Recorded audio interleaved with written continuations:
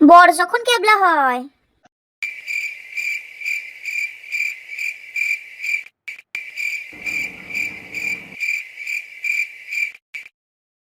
কি দেখছো কি ওইভাবে ক্যাবলার মতো তাকিয়ে? যত সব একেবারে। তোমাকে দেখছিলাম, তোমাকে।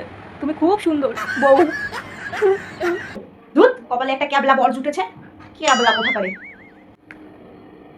এই শোনো, অডিং বলো বউ। বিয়ের পর তো এখনো আমরা কোথাও ঘুরতে যাইনি। আমি ঠিক করেছি গোয়া ঘুরতে যাবো, নিয়ে যাবে কিন্তু বলে দিলাম। গোয়া যাবে? ঠিক আছে, নিয়ে যাবো তোমায় ঘুরতে। একটা কথা জিজ্ঞেস করবো বউ। কি বলবে তাড়াতাড়ি বলো। তুমি এর আগে গেছো হানিমুনে গোয়া? ক্যাবলার কথা শোনো, আগে যদি আমার বিয়ে হয়েই যেত, আগে যদি আমি গোয়া ঘুরেই ফেলতাম, তাহলে তোমার মতো ক্যাবলাকে বিয়ে করতে যাবো কেন আমি?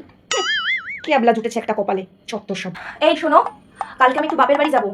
তোমার এখান থেকে তো বাপের বাড়ি অনেক দূরে, আর তুমি না পারো বাইক চালাতে, না পারো কিছু চালাতে, আর তোমার কাছে কোনো বাইকও নেই। তো আমাকে তো হেঁটে হেঁটে অত দূর যাওয়া যাবে না। একটা গাড়ি বুক করে দিও, র্যাপিডো বুক করে দিও, ঠিক আছে? বাপের বাড়ি যাবে? কি? তুমি অন্য ছেলের বাইকে করে বাপের বাড়ি যাবে? আমাকে ঠকাচ্ছ।